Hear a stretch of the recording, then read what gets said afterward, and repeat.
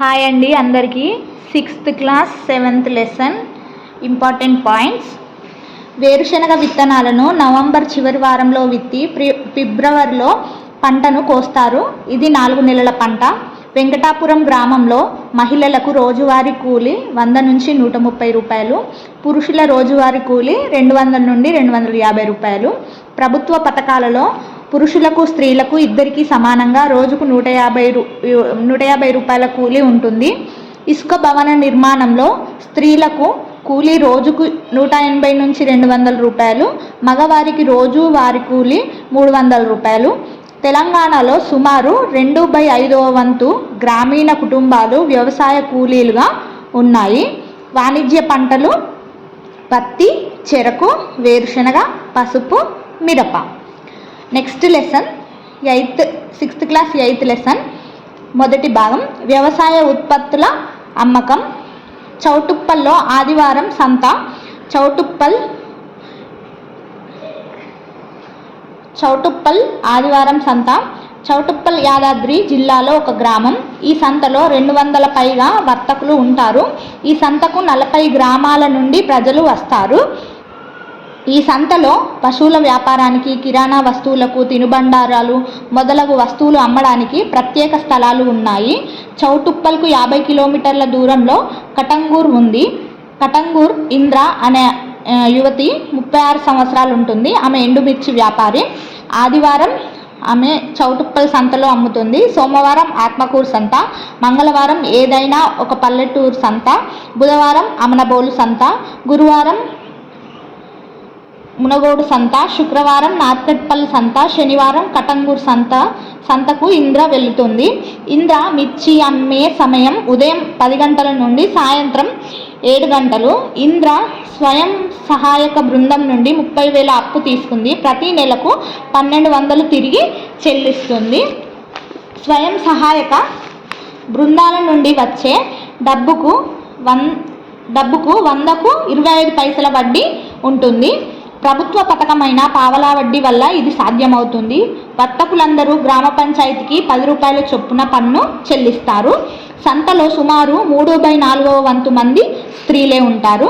టోకు వర్తకుని దగ్గర కొనే ధరల కంటే 25% ఎక్కువగాను, చిల్లర వర్తకులు అమ్మే ధరలకు 25% తక్కువగాను ధర నిర్ణయిస్తారు.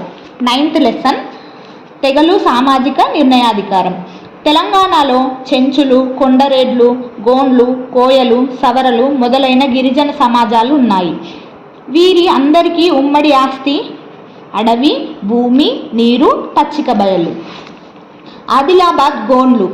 తెలంగాణలోని గోండుల గురించి ప్యూరర్ హైమండార్ఫ్ ఒక పుస్తకం రాశారు. ఆంథ్రోపాలజిస్టులు, మానవ విజ్ఞాన శాస్త్రవేత్తలు గిరిజన ప్రజల గురించి అధ్యయనం చేశారు. ఫ్యూరర్ హైమండార్ఫ్ అనే ఆయన గోండుల గురించి అధ్యయనం చేయడం జరిగింది. వారిని ఆంథ్రోపాలజిస్టులు అంటారు. ఇతను 1940 సంవత్సరంలో తెలంగాణకు వచ్చి చెంచులు, కొండరెడ్లు, గోండ్ల గురించి అధ్యయనం చేసి వాళ్ళ గురించి పుస్తకాలు రాశాడు. ఇతడు ఈశాన్య రాష్ట్రాల్లోని గిరిజనులను గురించి కూడా అధ్యయనం చేశాడు. గోండ్ పంచ్ అంటే పంచాయతీ, పట్ల అంటే గ్రామ పెద్ద, గ్రామ సభ అంటే మండలి. గ్రామ పెద్ద తన అధికారాన్ని పంచాయతీ లేదా పురుషుడు యజమానిగా ఉండే వారితో ఏర్పడిన మండలి నుండి పొందుతాడు. పంచాయతీ సమావేశాలు క్రమబద్ధంగా జరగవు, అవసరాన్ని బట్టి జరుగుతాయి. ఏదైనా ముఖ్యమైన అంశాలు చర్చించేటప్పుడు అందరూ మగవారు హాజరవుతారు. ఇక్కడ స్త్రీలకు వీలుండదు. యువకులు, మహిళలు అవి జరిగే విధానాన్ని పరిశీలిస్తారు అంతే. ఆడవాళ్ళకి ఈ మండలిలో మాట్లాడే అవకాశం లేదు, కానీ వాళ్ళ సమస్యలను విన్నవించే అవకాశం ఉంది. ప్రతి గ్రామానికి పెద్దగా పాట్ల అంటే గ్రామ పెద్ద ఉంటాడు. ఈ పదవి వారసత్వంగా వస్తుంది. కుమారులు, కుమార్తెలు. ఈ గ్రామ పెద్ద పాట్ల గ్రామాన్ని సమైక్యంగా ఉంచడానికి బయటి వ్యక్తులతోనూ ప్రభుత్వ సంస్థలతోనూ సంధానకర్తగా అంటే సమన్వయకర్తగా ఉంటాడు.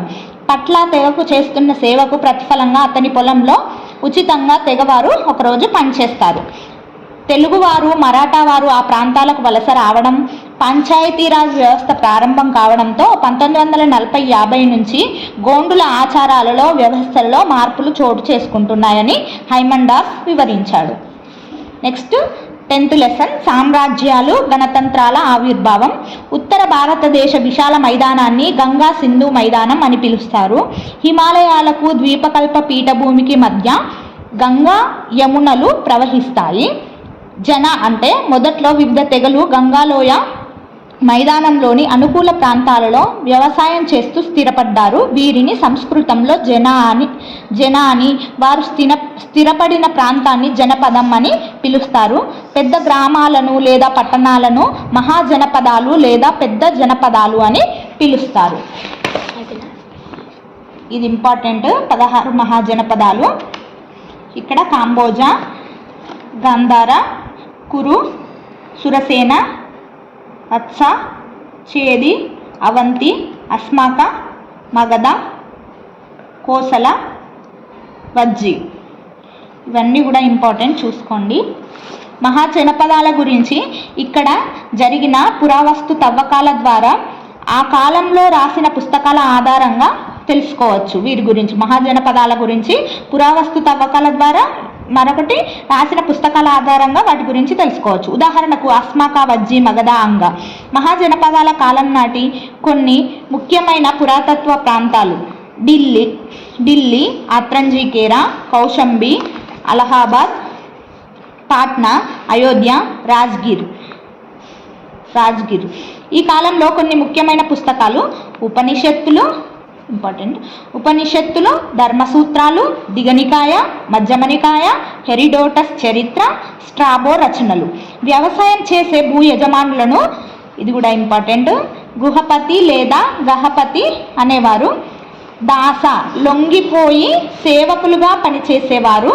ఇంపార్టెంట్ అండి, ఇవి టెట్లో వస్తాయి. వృత్తిక, జీతం తీసుకొని పనిచేసేవారు. వ్యవసాయం చేసే భూ యజమానులను గృహపతి లేదా గహపతి అనేవారు. దాస అంటే లొంగిపోయి సేవకులుగా పనిచేసేవారు. వృత్తిక అంటే జీతం తీసుకొని పనిచేసేవారు. ఇంటి పనికి, పొలం పనికి ఉపయోగపడేవారు వృత్తిక. అత్యధిక భూమి ఉన్న వ్యక్తి గ్రామ పెద్ద అవుతాడు. మహాజన పదాలను రాజులు పరిపాలించేవారు. రాజులు రాజధాని నగరాలలో నివసిస్తూ చెక్క, రాళ్ళు, ఇటుకలు, మట్టితో పటిష్టమైన కోటగోడలు నిర్మించుకునేవారు. ఈ చిత్రం సుమారు 2000 సంవత్సరాల కాలం నాటి సాంచి స్తూపానికి చెందింది. టెక్స్ట్ బుక్లో ఉంటుంది, చూసుకోండి. వ్యవసాయం చేసే గృహపతులు తమ పంటను 6 భాగాలుగా చేసి ఒక భాగాన్ని రాజుకు ఇచ్చేవారు. దీనిని బాగా అని పిలిచేవారు. ఇది ఇంపార్టెంట్ అండి, ప్రీవియస్ స్టేట్లలో వచ్చింది. బాగా అని పిలిచేవారు. ఈ కాలంలోనే నాణాలను ఉపయోగించడం ప్రారంభమైంది. మగధ ఒక బలమైన రాజ్యం. మగధ రాజ్యం గంగా నదికి 2 వైపులా విస్తరించి ఉంది.